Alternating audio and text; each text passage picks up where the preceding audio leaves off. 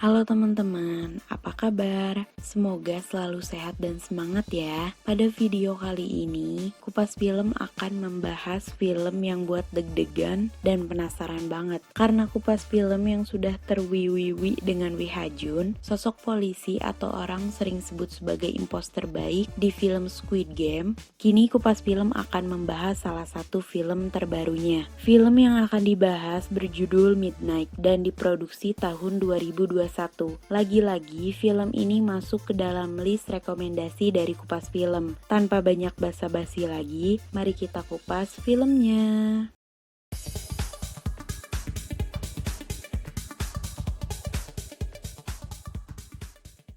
Film dibuka dengan adegan seorang gadis yang baru saja pulang bekerja di malam hari. Jalanan yang dilalui terlihat cukup sepi. Ketika itu, ada sebuah mobil yang mengikuti gadis ini dari belakang. Ternyata seorang pria tampan bernama Dosik dengan baik hatinya ingin menawarkan tumpangan kepada gadis ini hingga jalan raya. Tapi gadis ini menolak dengan alasan dia tidak akan masuk ke dalam mobil orang asing. Saat gadis ini melangkah, dia mendengar suara seorang pria yang meminta tolong. Ketika berbalik, gadis ini melihat pintu mobil milik Dosik terbuka. Dia pikir Dosiklah yang meminta tolong. Perlahan tapi pasti gadis ini mendatangi mobil. Dia terkejut melihat apa yang ada di dalam mobil itu. Dia melihat seorang pria berlumuran darah dan meminta tolong padanya. Tiba-tiba Dosik muncul dengan wajahnya yang datar. Dia menarik gadis itu masuk ke dalam mobil lalu membunuhnya. Baru juga mulai udah main abis-abisin aja nih. Setelah beberapa saat, Dosik muncul dengan baju barunya. Bersamaan dengan itu, mobil polisi muncul. Polisi ini datang karena mendapatkan telepon tentang penemuan seorang mayat wanita. Dosik melaporkan kepada polisi bahwa dia melihat seorang wanita diperkosa dan dibunuh. Padahal yang ngebunuhnya ini si Dosik. Wajahnya dibuat takut dan deg-degan, ditambah akting oleng hampir pingsannya yang buat polisi mantap percaya bahwa Dosik adalah saksi yang ketakutan. Tokoh utama kita muncul di sini. Namanya Kyung Mi. Dia bekerja menjadi customer service pelayanan bahasa isyarat. Kyung Mi penat dengan kesehariannya. Dia ingin mengajak ibunya untuk berlibur ke Pulau Jeju. Ibunya yang setuju juga sangat bersemangat dengan ide itu. Ibu Kyung Mi bekerja di sebuah butik. Dia baru saja mendapatkan gajinya dan berencana untuk merealisasikan kepergian Kyung Mi dan dirinya ke Pulau Jeju. Dari sini kita tahu bahwa Kyung Mi dan ibunya tidak bisa mendengar maupun berbicara. Scene beralih pada seorang gadis bernama Sojung. Dia tinggal berdua dengan kakaknya yang super peduli bernama Jongtak. Sojung berencana pergi berkencan untuk pertama kalinya. Jongtak mengizinkan dengan syarat Sojung tidak boleh menggunakan pakaian yang terlalu pendek dan pulang sebelum pukul 10 malam. Jongtak sangat protektif kepada adiknya ini karena memang kedua orang tuanya sudah tidak ada.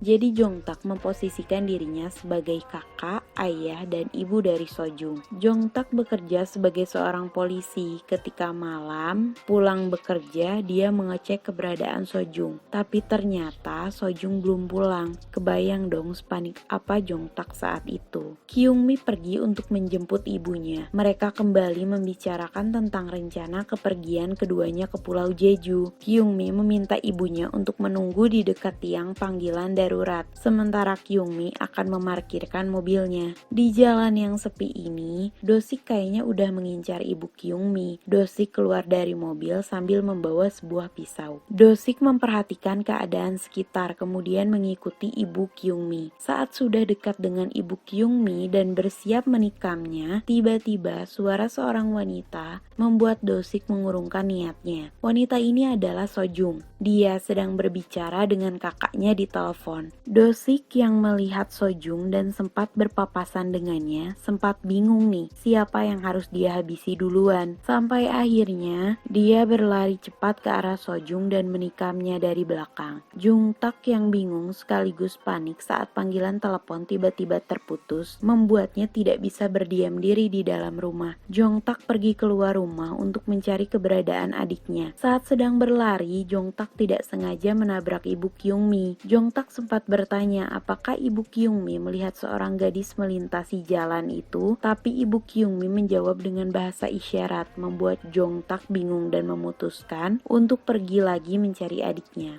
Dosik mencari alat lain untuk menghabisi ibu Kyungmi. Aduh, ini perabotannya banyak banget. Dosik melihat Kyungmi datang dari arah lain dan akan menghampiri ibunya. Saat berjalan, Kyungmi melihat sebuah sepatu yang dilemparkan tepat di depannya. Kyungmi masuk ke dalam gang dan sepatu lain kembali dilemparkan lagi ke arahnya. Saat mendekat ke ujung gang, tangan Kyungmi tiba-tiba ditarik oleh seorang gadis yang ternyata itu adalah Sojung. Sojung ini terluka parah dan minta bantuan sama Kyungmi. Ketika Kyungmi berusaha memahami semua yang terjadi, Dosik tiba-tiba muncul. Dia menjambak Kyungmi dan bersiap untuk menghabisinya dengan kapak. Saat itu, Sojung segera menolong Kyungmi dengan mendorong tubuh Dosik. Kyungmi berhasil kabur. Tidak ingin menempatkan ibunya dalam bahaya, Kyungmi berlari ke arah yang berlawanan dengan tempat ibunya berdiri. Mulailah terjadi aksi kejar-kejaran di sini. Kyungmi pergi ke tempat di mana dia memarkirkan mobilnya, dan Dosik berusaha untuk mengejar Kyungmi. Di sini Dosik sempat kehilangan jejak Kyungmi, tapi dia mendengar suara pintu besi yang berusaha dibuka. Ternyata Kyungmi sedang berusaha membuka pintu yang mengarahkannya ke sisi lain tempat parkir. Mobil Kyungmi terparkir di sana. Dosik segera berlari ke sumber suara. Kyungmi yang melihat Dosik segera masuk ke dalam pintu itu. Kalau wajah Kyungmi telat sedetik, itu badannya bisa ditarik sama si Dosik. Kyungmi masuk ke dalam mobilnya. Pelan-pelan, dia berusaha membuka pintu mobil agar tidak menimbulkan suara. Setelah masuk mobil, Kyungmi mengabari ibunya. Dia akan segera menjemput ibunya. Fokus Kyungmi beralih pada sensor suara yang ada di dalam mobil. Sensor bergerak ke kanan, menunjukkan ada suara lain di dekatnya. Benar aja, itu Dosik lagi ketawa-ketawa di kursi belakang. Dosik muncul lalu meminta Kyungmi segera menyetir. Kyungmi menyetir dengan kecepatan di atas rata-rata. Dia sengaja melakukannya, membuat Dosik pusing, terbanting di dalam mobil lalu kabur. Kyungmi berhasil menjalankan rencana tersebut meskipun beberapa kali Kyungmi hampir tertangkap. Kyungmi berlari ke arah ibunya. Dia segera menekan tombol darurat kepolisian, membuat lampu dekat tiang menyala, dan pihak kepolisian dapat melihat keberadaan mereka. Dosik masuk ke dalam mobil. Dia melihat ke arah Sojung dan segera mengganti bajunya. Setelannya berubah menjadi setelan orang-orang kantoran. Dia mendekati Kyungmi dan ibunya, lalu bertanya, apakah Kyungmi dan ibunya melihat saudarinya? Aduh, ini Dosik benar-benar jago banget aktingnya. Kyungmi yang tidak mengenali Dosik karena sebelumnya dia setelannya kan gak gitu ya, malah memberikan informasi kepada Dosik bahwa dia melihat seorang gadis di sebuah gang. Kyungmi juga menceritakan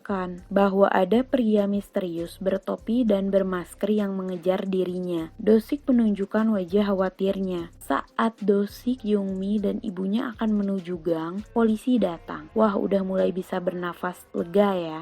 Kyungmi lalu menceritakan apa yang dilihatnya di gang itu. Tapi ternyata setelah polisi mengecek, tidak ada apapun di sana. Mereka juga mengecek CCTV di parkiran dan area sekitar. Tapi sayang, CCTV-nya ini rusak. Sedangkan CCTV lainnya, posisinya juga sudah berubah. Dosik senyum senang aja nih. Saat mereka bertiga berada dalam lift, ibu Kyungmi mengatakan bahwa dia mencurigai Dosik. Habis ya Dosik itu gimana ya? Terlihat tenang gitu. Padahal jelas-jelas dia belum mendapatkan kabar apapun tentang adiknya. Dosik melihat tasnya yang berisi beberapa pisau dan alat-alat aneh lainnya. Pandangannya beralih pada Kyungmi dan ibunya yang sedang mengobrol. Dia mendekati Kyungmi dan ibunya, lalu merogoh sesuatu di dalam tasnya. Dikira ini Dosik mau ngeluarin apa ya, ternyata dia mengeluarkan ponsel dan mengatakan adiknya baru saja mengirimkan pesan. Kyungmi, ibunya, dan Dosik ditanyai polisi. Kyungmi memberikan laporan sedetail mungkin, sementara Dosik berusaha menginterupsi sesi tanya jawab Kyungmi dan polisi. Di sini sini ada seorang bapak-bapak yang kelihatan kurang suka dengan Dosik. Dosik yang temperamental akhirnya berseteru dengan si bapak. Polisi berusaha memisahkan mereka. Ibu Kyungmi melihat ponsel berwarna putih yang terjatuh di lantai. Wallpaper ponsel itu adalah foto Sojung. Ibu Kyungmi sempat bingung nih, lalu memberitahu kepada Kyungmi. Saat keadaan semakin mencekam, Jongtak datang.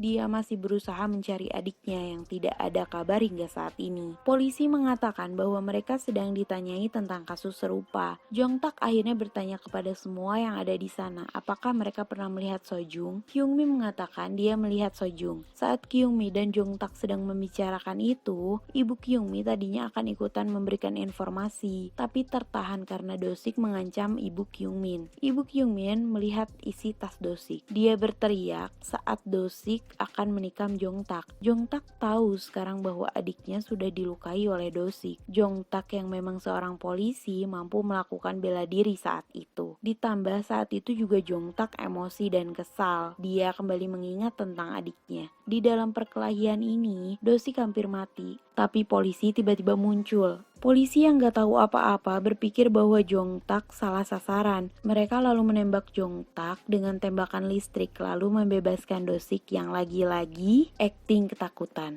Dosik mencari alamat lengkap Kyungmi dan tentu saja dia mendapatkannya. Sementara itu, Kyungmi dan sang ibu sudah berada di rumah. Mereka masih was-was dengan Dosik. Saat itu, pintu tiba-tiba diketuk dengan cukup keras. Ternyata itu adalah teman ibunya. Ibu Kyungmi dan temannya membawa beberapa baju ke butik. Kyungmi ditinggal sendirian. Untuk Dosik, masuk ke dalam rumah Kyungmi itu bukanlah hal yang sulit. Dia bisa masuk dengan mudah. Dosik mematikan semua sensor peringatan suara. Dia bahkan menghancurkan beberapa lampu yang dilihatnya. Dosik membawa kapak besar bersamanya. Ketika Kyungmi fokus dengan ponselnya, Dosik mengayunkan kapak dan berniat untuk menghabisi Kyungmi. Beruntung, Kyungmi bisa menghindarinya lalu masuk ke dalam kamar. Kyungmi mengirimkan pesan pada Jongtak bahwa Dosik ada di rumahnya. Kyungmi juga mengirimkan pesan pada ibunya untuk tidak pulang karena Dosik ada di rumah. Aduh, ini aku juga kaget nih pas baca balasan ibu Kyungmi. Ibu Kyungmi bilang, "Apa yang kamu bicarakan? Kenapa pintunya terbuka?" Aduh, itu ibunya Kyungmi datang apa gimana ya? Kyungmi panik, dia mau buru-buru buka pintu kamarnya. Tapi ditilik lagi itu isi chat kok kayak bukan ibunya. Benar aja, ponsel ibunya ada di tangan Dosik. Kyungmi pikir ibunya sudah meninggal. Dalam kesedihan, dia juga harus berusaha mencari jalan keluar. Kyungmi berniat untuk melompat dari kamarnya. Sementara Dosik dengan semangat menghancurkan pintu kamar Kyungmi. Saat Kyungmi melompat, Dosik sempat berhasil meraih rambut Kyungmi nih. Aduh, ini adu kuat jadinya. Kyungmi berusaha melepaskan tangan Dosik dari rambutnya. Sementara Dosik berusaha memegang rambut Kyungmi dengan erat sambil berusaha menariknya ke atas. Pertarungan sengit ini dimenangkan oleh Kyungmi. Dia berhasil menjatuhkan diri ke bawah dan berlari. Adegannya berubah jadi kejar-kejaran lagi nih. Kalau dilihat secara langsung emang benar-benar bikin deg-degan. Kyungmi akhirnya menemui jalan buntu. Saat itu Jongtak datang. Niatnya sih mau nolongin Kyungmi, tapi ancaman andalan Dosik berhasil membuat Jongtak bimbang. Jongtak akan diberitahu lokasi tempat adiknya berada. Tapi jika dia menginginkannya, dia tidak bisa ikut campur dalam masalah ini. Jongtak memilih untuk mengetahui lokasi adiknya. Kyungmi menangis, dia bingung dan pasrah, tapi ide lain muncul di kepalanya. Saat Dosik duduk di kursi yang menindih tubuhnya, Kyungmi melemparkan segenggam pasir ke mata Dosik, lalu kabur. Jongtak ini ternyata dibohongi, dia dikasih alamat palsu. Lokasi yang katanya tempat adiknya berada ini adalah rumah Kyungmi. Ibu Kyungmi berusaha untuk mencari anaknya. Dia terkejut dengan kondisi rumahnya juga yang jelas-jelas berantakan banget. Sementara Jongtak kembali mencari keberadaan adiknya. Kyungmi yang melarikan diri bertemu dengan Sojung. Sojung berhasil keluar dari mobil Dosik, tapi keadaannya memang sangat memprihatinkan. Sojung dan Kyungmi akhirnya memilih untuk bersembunyi bersama. Kyungmi meminta Sojung untuk menelepon kakaknya, tapi Sojung ini ketakutan. Dia takut Dosik bisa mendengar suaranya. Benar aja, beberapa detik kemudian Dosik muncul di sekitar mereka. Dosik sempat kehilangan arah nih, tapi darah milik Sojung menjadi petunjuk untuk Dosik. Di sisi lain, Kyungmi meminta Sojung untuk menelepon kakaknya, sementara dia akan mengalihkan perhatian Dosik. Dosik kini harus fokus mengejar Kyungmi. Kyungmi sendiri berusaha untuk berlari ke tengah kota. Dia hampir beberapa kali tertabrak di jalan raya. Sojung menelepon Jongtak dan memberitahu lokasi keberadaannya. Saat itu, Jongtak segera datang ke lokasi dan melihat Sojung sudah tertangani. Satu masalah selesai. Sojung bilang Kyungmi berlari ke arah kota. Ibu Kyungmi dan Jongtak segera mengikuti petunjuk arah dari Sojung. Di tengah kota emang ramai, tapi Kyungmi ini bingung bagaimana menyampaikan kepada orang-orang. Dia tidak bisa berbicara dan memegang sebuah pisau. Semua orang yang ada di dekat Kyungmi ini malah ketakutan nih, boro-boro mau nolongin ya. Ditambah lagi Dosik mengakui bahwa Kyungmi ini adalah adiknya yang sedang bermasalah. Kyungmi memilih untuk kabur lagi. Pas Dosik kehilangan arah, seseorang menangkap Kyungmi dan memberikannya pada Dosik. Aduh, dikira Kyungmi ini beneran adik Dosik kali ya. Adegannya berubah jadi mellow nih, karena Kyungmin mengatakan dia nggak mau mati. Ada banyak hal yang belum dilakukannya. Dia mengatakan tentang semua keinginannya. Tapi sayang, Dosik ini nggak luluh sama sekali, cuman wajahnya aja yang pura-pura luluh. Dia membawa Kyungmi ke dalam gang untuk menghabisinya. Tapi beruntung saat itu Jongtak muncul dan menolong Kyungmi. Jongtak menghajar Dosik habis-habisan. Tapi emang dasarnya aja ya, tokoh jahat itu selalu kuat. Jadi pas Jongtak bilang ibu Kyungmi ada di sini, Dosik bangun dan balas membaku hantam Jongtak. Sasaran Dosik kini beralih pada ibu Kyungmi. Setelah mengelilingi beberapa tempat, Dosik melihat ibu Kyungmi dan mendekatinya. Dia mengiring ibu Kyungmi untuk masuk ke dalam sebuah gang. Dengan alibi, anaknya ada di dalam sana. Saat itu, Kyungmi melihat ibunya akan masuk ke dalam gang. Dia berlari sekuat tenaga dan menikam siapa coba? Menikam dirinya sendiri dan menempatkan tangan Dosik di pisaunya. Ya emang sih pintar banget sih ini Kyungmi. Dosik kira Kyungmi ini menikam dirinya, tapi ternyata Dosik dibuat seolah-olah Dosiklah yang menikam Kyungmi. Saat itu orang-orang takut dan mengira Dosik telah menikam Kyungmi. Mungkin saat itu orang-orang berpikir oh ini pembunuhnya, kayak gitu kali ya. Dosik terlihat panik. Beberapa menit kemudian polisi datang. Polisi berusaha mengamankan Dosik, tapi Dosik malah melukai salah seorang polisi. Setelah itu dia melihat Kyungmi dan berusaha untuk menikamnya lagi. Tapi polisi dengan segera menembak kaki Dosik. Kirain bakal nyerah, ini Dosik malah mau usaha kedua kalinya untuk menikam Kyungmin lagi. Polisi dengan segera menembaki Dosik. Tebak apa dia menyerah kali ini? Jelas enggak. Dosik berusaha berlari ke arah Kyungmi lagi. Untung aja saat itu Jongtak muncul dan menahan tubuh Dosik. Saat itu Dosik sudah sekarat dan akhirnya meninggal. Nah, setelah kejadian ini, Kyungmi berhasil mewujudkan impiannya untuk self-healing. Kalau sama ibunya masih disebut self-healing gak ya? Tapi mereka itu pergi ke pantai. Keduanya merasa lebih baik sekarang. Terus muncul juga nih Sojung dan Jongtak. Mereka kayaknya jadi lebih deket gitu setelah kejadian yang mereka alami beberapa waktu lalu. Mereka semua berfoto dan setelah itu film pun selesai. Aduh, seru banget ya filmnya. Sebenarnya belum tahu juga sih apa motif dari setiap pembunuhan yang dilakukan oleh Dosik. Tapi udah jelas banget kalau Dosik ini psikopat. Ya walaupun Dosik ganteng sih, tapi dia benar-benar jahat kan. Menurut teman-teman sendiri gimana nih filmnya? Komen di bawah ya. Dan jangan lupa kalau teman-teman suka dengan filmnya, tolong klik like, komen, dan subscribe. Jangan lupa juga nyalain lonceng notifikasinya supaya teman-teman bisa tahu tentang update video terbaru channel ini. Terima kasih sudah menontonnya sampai akhir.